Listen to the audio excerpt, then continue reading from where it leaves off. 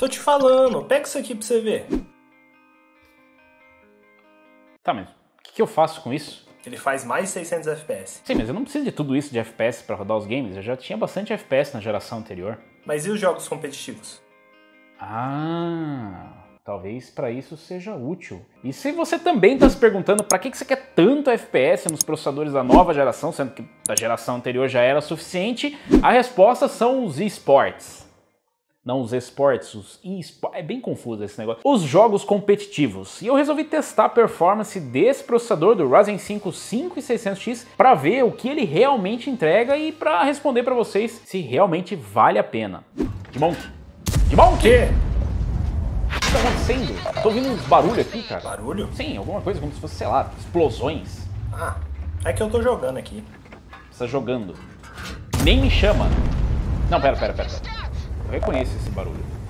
Eu acho que é World of Tanks! Sim, World of Tanks, que tá patrocinando o vídeo de hoje. World of Tanks é um game gratuito para PC com mais de 100 milhões de jogadores no mundo todo. Ele possui mais de 550 tanques de guerra, com tanques leves, médios, pesados, caça-tanques e artilharias, o que garante uma infinidade de táticas diferentes possíveis com diversos veículos e também em diferentes mapas. São mapas nas florestas, cidades, no perímetro urbano, industrial, no deserto, várias possibilidades para você poder fazer estratégias com seus amigos também. E o mais legal de tudo é que o game tem inspiração e fundamento histórico, que garante a maior fidelidade possível num game relacionado aos veículos, aos tanques de guerra que estão disponíveis para você escolher. Ao ganhar experiência no game, você pode fazer upgrades no seu tanque de guerra e transformar ele numa verdadeira fortaleza de aço. E você não vai poder utilizar a desculpa do ping, não vai poder dizer que morreu por causa do ping, isso porque tem servidores locais, então você vai jogar com uma latência muito baixa. O mais legal de tudo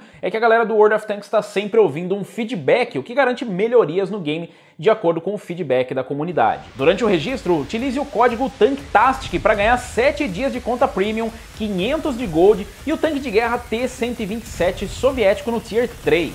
Então você tá esperando o quê? Corre lá, baixa o game e chama seus amigos para jogar. Todo mundo, chama os amigos para jogar, não vai jogar sozinho, né?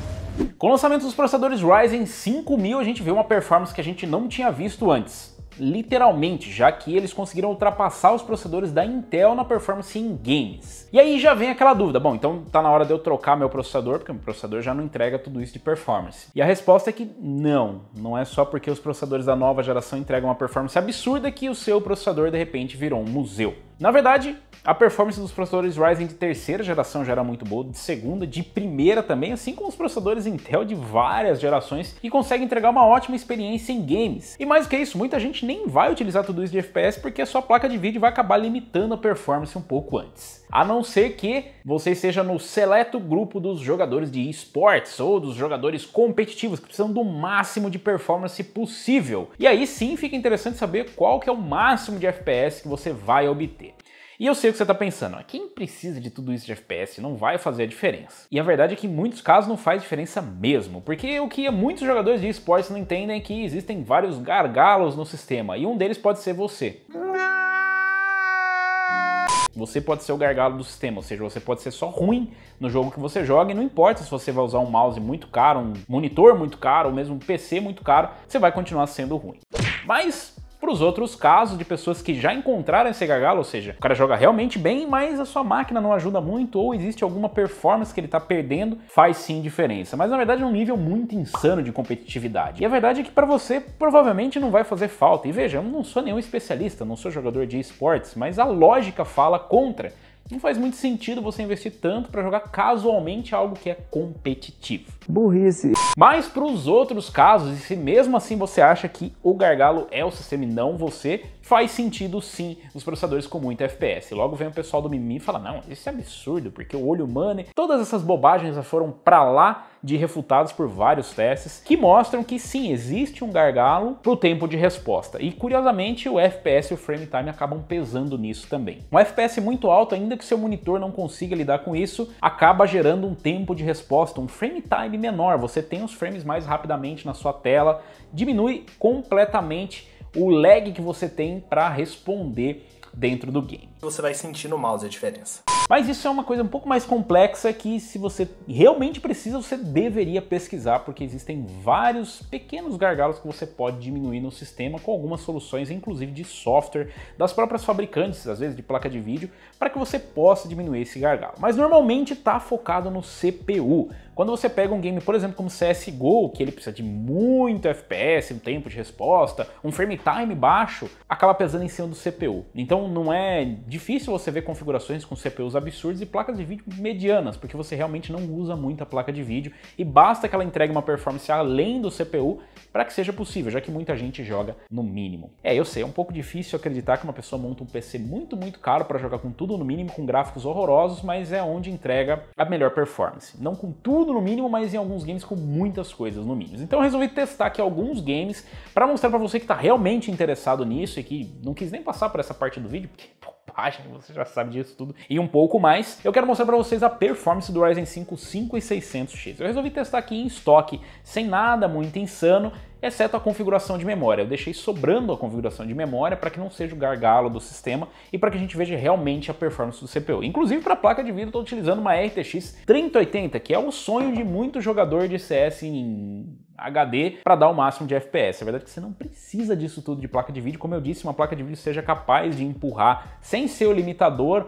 em resoluções baixas já é o suficiente. Mas muita gente vai fazer essa configuração para rodar não em Full HD, mas em resoluções menores. Então eu utilizei aqui a nossa bancada com Ryzen 5 5600X rodando em estoque, um Water Cooler ML240L RGB da Cooler Master, eu não estou usando o Cooler Box, 32 GB de memória HyperX Predator 4600 MHz RGB setados a 3600 MHz, uma placa-mãe Aorus X470 Game 7 Wi-Fi da Gigabyte, um NVMe de 500 GB, um HD de 1 TB e uma fonte da Cooler Master de 850 watts. Eu estou utilizando tudo em estoque, exceto as memórias que estão a 3600 e não a 3200 MHz, o que dá pouca diferença nos Ryzen de quinta geração, para ser específico, mas a gente também está utilizando um Water Cooler e isso influencia no clock do CPU. Quando você não está utilizando o Cooler Box, ele sobe um pouquinho o clock porque ele tem uma margem térmica, tá? Mas também não vai ser isso que vai ser a grande diferença. 50 MHz não vai resolver a vida de ninguém. Mas a gente não deixou nenhuma limitação para ver qual seria a performance. A placa de vídeo, é claro, é uma RTX 3080 Founders Edition. Para as configurações, eu utilizei configurações recomendadas por sites que dizem que essa é a melhor configuração. É difícil chegar num consenso de qual é a melhor configuração competitiva, porque vários jogadores têm algumas configurações e mudam alguma coisa, tem aquele ajuste fino. Então eu resolvi pegar esses exemplos que podem ou não ser os melhores, mas estão lá disponíveis para todo mundo e trazem inclusive alguns dados interessantes de percentual de usuários que utilizam aquelas configurações, inclusive resoluções. Começando pelo CSGO, onde vocês devem ter visto os Ryzen 5000 estourando FPS, eu tenho que fazer uma meia-culpa. No nosso vídeo onde nós falamos dos Ryzen 5000, do Ryzen 5600X, eu realmente tinha bloqueado ou não tinha liberado o FPS máximo no game. Por isso que vocês viram lá na casa dos 400 FPS. Para isso você precisa colocar o comando FPS _max espaço 0. E aí você vai ter o FPS ilimitado no CSGO. Não sei porque estava limitado a 400, se é padrão, mas estava limitado. E sem esse limite eu testei no Benchmark e no mapa Mirage. Enfim, eu testei no mapa do Benchmark, que traz uma noção geral de como é a performance no game, mas eu realmente não acho que seja representativo de fato do que você encontra, porque varia muito de um mapa para outro, de uma situação para outra. Por exemplo, se você estiver usando um deathmatch, você não vai ter a mesma performance. Se tiver mais bonecos no mapa, vai ter... Enfim, tem variações de performance, mas dá uma noção geral do desempenho. Lá a gente conseguiu uma média de 720 FPS com mínima de 290. Você fala, peraí. Tudo isso de FPS, como você conseguiu isso? Rodando em 1280 por 960 em 4x3.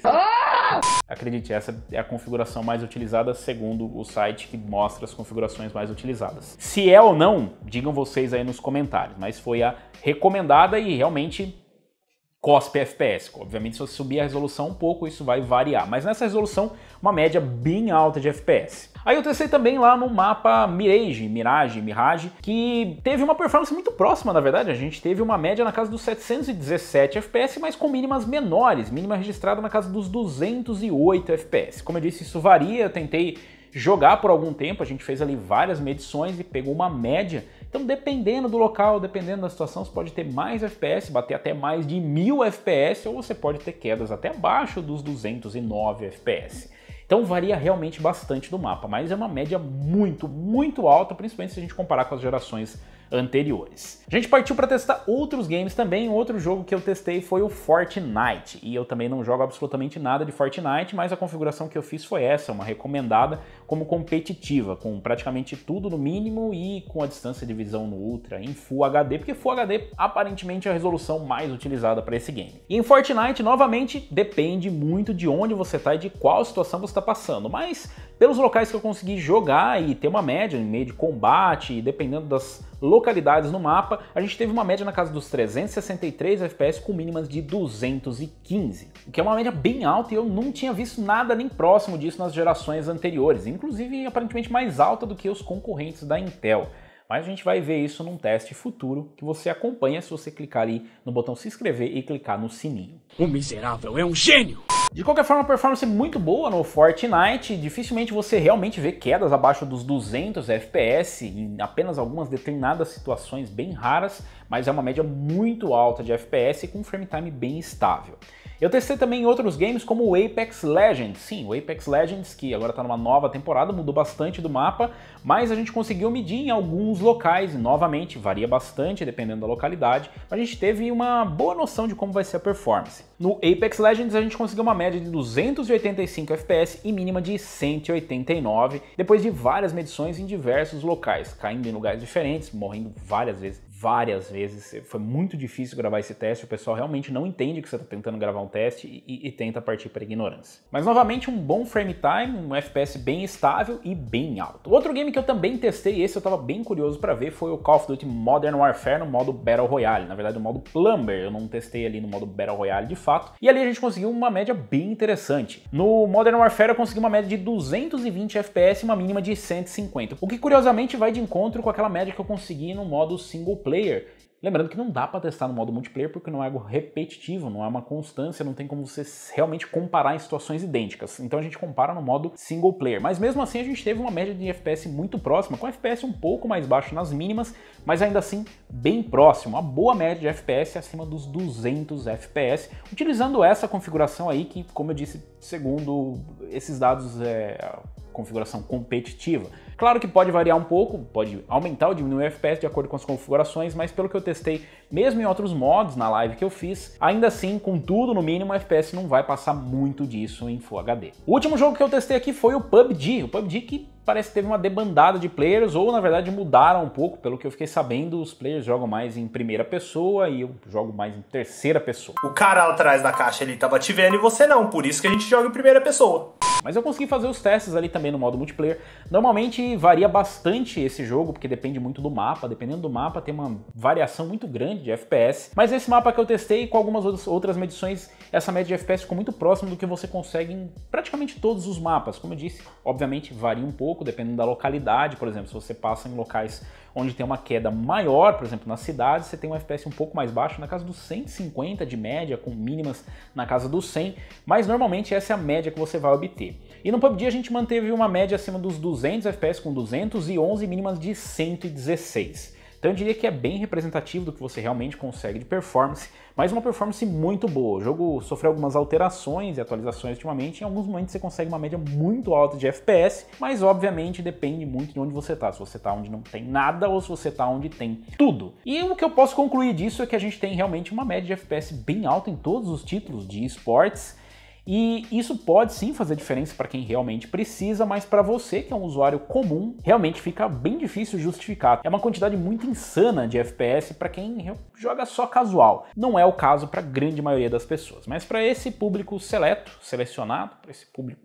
do esporte, faz diferença e é bastante diferença, saindo de 400, 500 para 700 FPS, é uma diminuição ali no frame time que pode fazer diferença, mais uma vez, para quem joga de uma forma mais profissional, não para quem é um jogador casual. Eu não sou um especialista nessa parte de esportes ou mesmo nos FPS e nas configurações, como vocês viram, eu dei uma vacilada muito forte no CSGO, o que para mim parecia uma coisa simples, uma vez que eu configurei para deixar com FPS máximos, mas assim que eu entrei no jogo de novo, não tava mais essa configuração. Então realmente não é uma especialidade, mas eu quis trazer os testes para vocês, tentei buscar da melhor forma possível uma configuração competitiva, espero que reflita pelo menos próximo da realidade de vocês, mas eu quero a opinião de vocês aí nos comentários, dizendo o que vocês acharam da performance e se realmente existe uma diferença, e mesmo dos presets, deixa aí as dicas dos presets realmente utilizados pela maioria das pessoas, para que nos próximos testes a gente tenha uma base legal para fazer os comparativos.